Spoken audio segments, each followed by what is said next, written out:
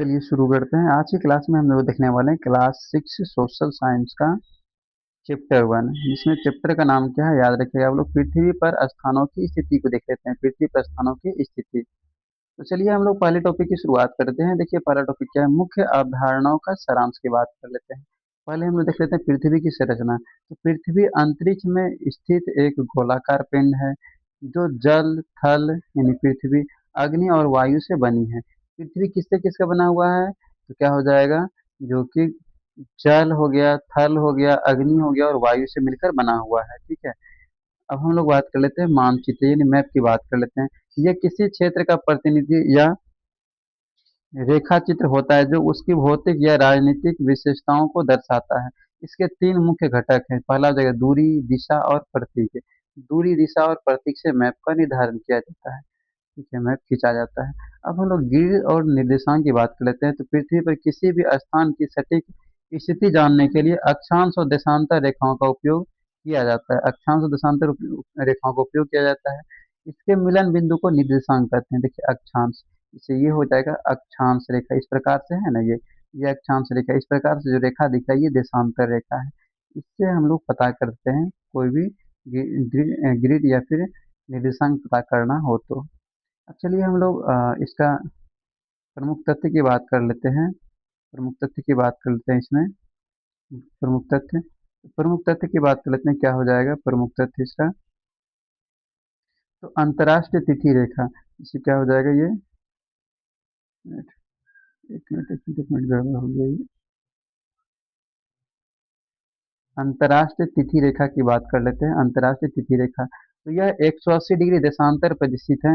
इसे पार करने पर तिथि में एक दिन का बदलाव आता है। एक दिन का बदलाव आ जाता है 180 डिग्री स्थिति पर पार करने में एक दिन का बदलाव आ जाता है। दक्षिणी ध्रुव का अक्षांश की बात करते हैं 90 डिग्री दक्षिण में है।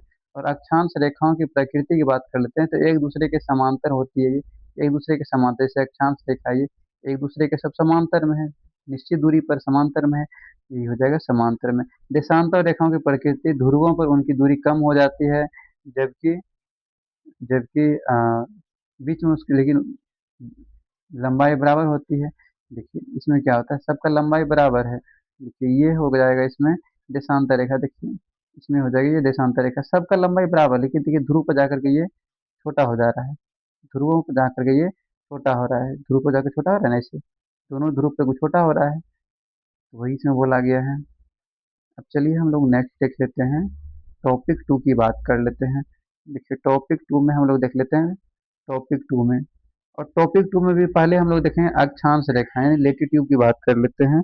अक्षांश रेखाओं की बात कर लेते हैं। तो ये भूमध्य रेखा के समानांतर पूरब से पश्चिम की ओर खींची गई काल्पनिक रेखाएं हैं। पूरब से पश्चिम की ओर खींची गई काल्पनिक रेखा। देखिए पूरब से पश्चिम की ओर खींचा गया ये काल्पनिक रेखा है। पूरब से पश्चिम की ओर खींचा गया काल्पनिक रेखा है। ये हो जाएगा ये हो जाएगा अक्षांश रेखा। भूमध्य रेखा के समांतर ये भूमध्य रेखा है, इसके समांतर सब रेखा खींचा गया, इसी को क्या कहते हैं, अक्षांश रेखाएं कहते हैं। ठीक है, ये हो जाएगा अक्षांश रेखा। और भूमध्य रेखा सबसे बड़ी अक्षांश रेखा है। देखिए सबसे बीच में जो सबसे बड़ा ये होता है, सबसे बड़ी अक्षांश रेखा है। और यह 0 डिग्री पर होती है। कितना डिग्री पर होती है? 0 डिग्री पर होती है। जैसे जैसे हम भूमध्य रेखा से ध्रुवों की ओर बढ़ते हैं, इन रेखाओं की लंबाई घटते जाती है। देखिए यहाँ पर लंबाई ज्यादा है, फिर धीरे धीरे छोटा होते जाएगा, ये छोटा होते जाएगा जैसे जैसे ध्रुव की ओर बढ़ेंगे। वही इसमें बोला गया था। ये अक्षांश रेखा सभी को क्लियर हो गया। अब चलिए हम लोग देख लेते हैं देशांतर रेखाएं क्या है। देशांतर रेखाओं की बात कर लेते हैं। देशांतर रेखाएं देख लेते हैं। देशांतर रेखाएं देख लेते हैं। देशांतर रेखाएं यानी कि लेटीट्यूड की बात कर, लॉन्गिट्यूड की बात कर लेते हैं।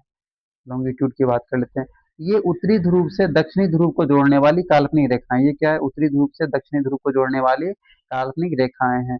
और लंदन के ग्रीनविच से गुजरने वाली रेखा को मुख्य याम्योन्तर कहते हैं। लंदन के ग्रीनविच से गुजरने वाली रेखा को क्या कहते हैं हम लोग? मुख्य याम्योन्तर कहते हैं। ठीक है।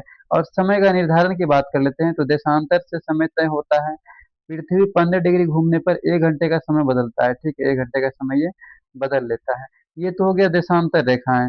अब हम लोग को मानचित्र का घटक की बात करना है, यानी उदाहरण देखना है मानचित्र के घटक, और उदाहरण की बात कर लेते हैं। इसमें पहला है दूरी की बात कर लेते हैं। तो मानचित्र पर बड़े क्षेत्रों को छोटे रूप में दिखाने के लिए पैमाने का उपयोग होता है, इसके लिए नहीं, पैमाने का उपयोग होता है मानचित्र पर बड़े क्षेत्रों को छोटे रूप में दिखाने के लिए पैमाने का उपयोग होता है। और उदाहरण में जैसे यदि मानचित्र पर 2.5 सेंटीमीटर है, इसका मतलब 500 किलोमीटर है, तो 10 सेंटीमीटर की दूरी वास्तव में 2000 किलोमीटर होगी इसमें। इसे दिशा की बात कर लेते हैं। 8 दिशा का ज्ञान होना जरूरी है। उत्तर दक्षिण पूर्व पश्चिम तो ये तो है ही, लेकिन इसके अलावा 4 और दिशा है। तो ये हो जाएगा उत्तर पश्चिम, ये हो जाएगा उत्तर पूर्व, ये हो जाएगा दक्षिण पूर्व, ये हो जाएगा दक्षिण पश्चिम। ये 8 दिशा का भी ज्ञान होना बहुत ज्यादा जरूरी है। अब हम लोग देख लेते हैं प्रतीक और रंग की बात कर लेते हैं। मानचित्र पर सड़कों, नदियों और इमारतों को स्पष्ट रूप से पहचानने के लिए प्रतीकों और रंगों का उपयोग किया जाता है। जैसे मानचित्र है, जैसे मैप है, मैप पर कहीं पर अगर इस तरह का लाइन बना हुआ है लाल कलर का, इसका मतलब वो सड़क है। और इस प्रकार का नीला कलर का बना हुआ है, इसका मतलब ये नदी है। और इस प्रकार का जो बना हुआ है, ये इमारत है। और इस प्रकार का बना हुआ है, इसका मतलब वहां पर वो वन है, यानी जंगल है। ये हो गया मैप देखने का तरीका। अब चलिए हम लोग नेक्स्ट देख लेते हैं। अब हम लोग देख लेते हैं नेक्स्ट टॉपिक, स्थानीय और मानक समय की बात कर लेते हैं। लोकल भी है, यानी कि लोकल एंड स्टैंडर्ड टाइम में अंतर देख लेते हैं। तो स्थानीय समय की बात कर लेते हैं। यह आकाश में सूर्य की स्थिति के आधार पर बदलता रहता है। मानक समय की बात कर लेते हैं। तो पूरे देश के लिए अपनाया गया एक एक समान समय है। अब हम लोग लंदन में 0 डिग्री देशांतर है, तो दोपहर 12 बज रहा है, इसका मतलब।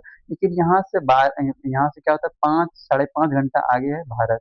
देखिए भारत लंदन से 5.5 घंटा आगे है। उदाहरण जैसे कि अगर यदि लंदन में 12 बज रहा है, इसका मतलब भारत में 5 बजे, 5:30 बज रहा है, क्योंकि 12 में 5:30 जोड़ दीजिए, 5 साढ़े 5 घंटा आगे है भारत, तो 5.5 घंटा हो जाएगा। अब हम लोग उदाहरण की बात कर लेते हैं। जब लंदन 0 डिग्री देशांतर में दोपहर 12 बजे है, तो भारत उस समय 5:30 बजे शाम हो जाएगा, क्योंकि भारत का समय लंदन से 5.5 घंटा आगे है। ये याद रखना है। अब चलिए इसका हम लोग सब्जेक्टिव क्वेश्चन भी देख लेते हैं इसी में। देखिए पहला क्वेश्चन है कि मानचित्र क्या है और हम इसका उपयोग कैसे करते हैं। देखिए मानचित्र पृथ्वी के किसी भाग का समतल सतह पर चित्र होता है। इसका उपयोग हम लोग स्थानों के बीच की दूरी समझने, दिशा जानने या फिर नेविगेशन के लिए हम लोग करते हैं। ठीक है, मानचित्र का उपयोग हम लोग इसका करते हैं। अब हम लोग दूसरा देख लेते हैं, अक्षांश और देशांतर रेखाएं क्यों महत्वपूर्ण है। क्यों महत्वपूर्ण है, तो ये रेखाएं मिलकर एक ग्रिड बनाती है, जिनकी मदद से हम पृथ्वी पर किसी भी छोटे से छोटे स्थान, जैसे कि आपका शहर, स्कूल, सटीक स्थिति का हम लोग पता लगा सकते हैं इसके द्वारा, अक्षांश या देशांतर रेखा के द्वारा। और इसी पर मैप काम करता है, गूगल मैप भी इसी पर काम करता है।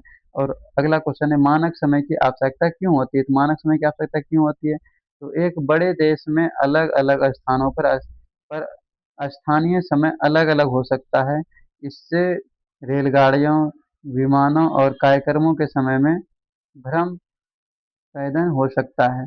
इन भ्रम से बचने के लिए पूरे देश के लिए एक नया मानक चुना जाता है। ये हो जाएगा मानक समय की आवश्यकता। मानक समय की आवश्यकता। ये चैप्टर पूरा खत्म हो गया। आप लोग को बता देते हैं कि आप लोग पीडीएफ कहाँ से ले सकते हैं। 9060009169 हो गया।